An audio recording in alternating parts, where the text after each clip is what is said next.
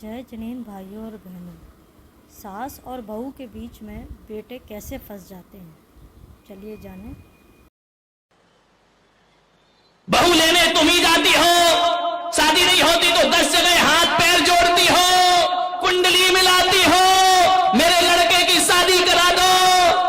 एक काम करना, युवाओं से मैं कहूंगा, शादी आदि करो ना, कुंडली मुंडली का एक अलग लफड़ा, इस चक्कर में कई कुंवारे घूम रहे हैं। मैं आपसे इतना ही निवेदन करूंगा कि अब की बार कुंडली मिलाओ तो अपनी मत मिलाना, है ना।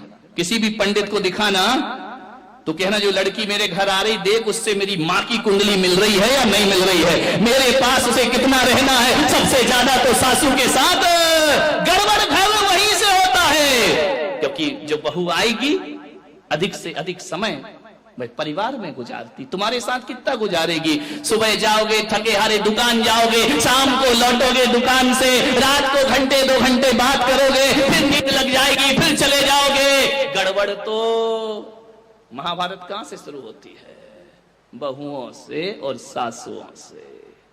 वन क्या तकलीफ हो जाती है बहू के आने पर।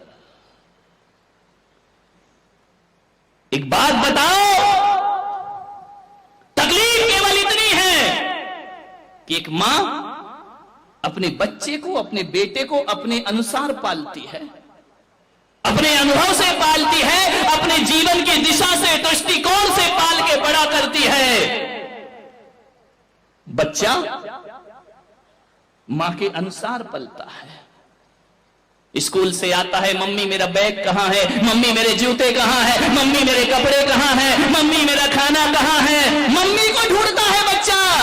जब तक शादी नहीं होती, ध्यान रखना, मम्मी को ही तो ढूंढता, मम्मी मम्मी हर चीज में मम्मी, बाजार चलना मम्मी, शॉपिंग करना मम्मी। ध्यान रखना, हर जगह मां के साथ घूमता है बच्चा। एक बात याद रखना, हर जगह वह मां को तलाशेगा।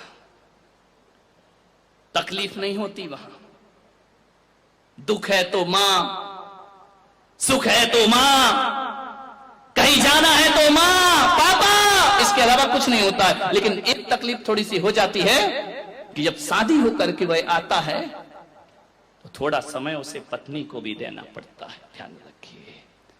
और जब ये समय हमारे समय में से कटने लगता है ना, तो मां को तकलीफ होने लगती है, ध्यान रखिए। ये नेचुरल बातें हैं, प्रैक्टिकली बातें हैं कि पहले आते साथ बेटा मां को ढूंढता था, अब बहुत से काम ऐसे हैं जो पत्नी के हवाले हो जाया करते हैं। और जब कोई काम, जब वह आवाज अपनी पत्नी को देता है और मां को नहीं देता, थोड़ी सी तकलीफ हो जाती है भीतर, ध्यान रखना।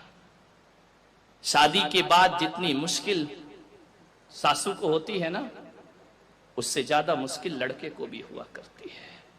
ये मत सोचो कि केवल बहू को एडजस्ट करने में वक्त लगता है, परेशान होती है। ये लड़कों को भी बहुत दिक्कत, जब तक शादीशुदा लड़कों से पूछो, हमेशा कहते इससे तो, हाँ ये तुम क्यों बोल रही, उनको बोलने दो। ध्यान रखिए क्या स्थिति बनती है उस लड़के की, क्या करे, उसकी भी जिम्मेदारी होती है थोड़ी पत्नी के प्रति।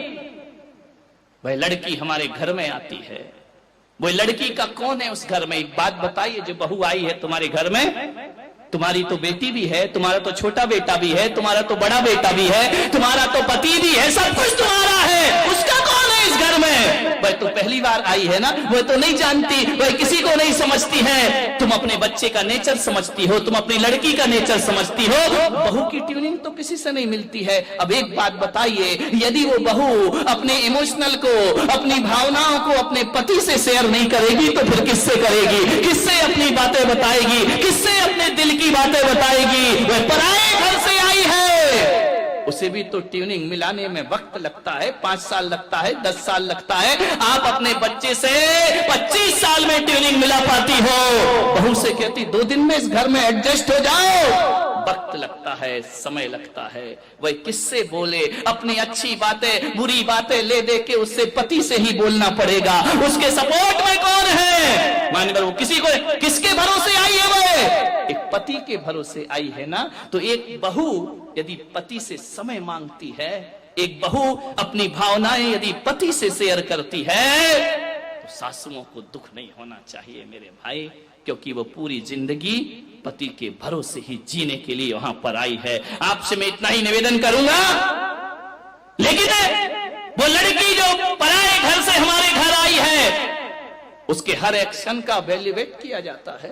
वह क्या कर रही है, कैसे बोल रही है, कैसे चल रही है, कैसे खिला रही है, ज्यादा हंस रही है तो आफत है, नहीं हंसती है तो आफत है, रो देती है तो आफत है। सुबह सुबह जल्दी उठ जाए, काम करे, तो सासू कहती डिस्टर्ब मत कर, लेट हो जाए, अभी तक सो रही है। ध्यान रखना, कितनी निगरानी रखते हो एक बहू पर, ध्यान रखिए।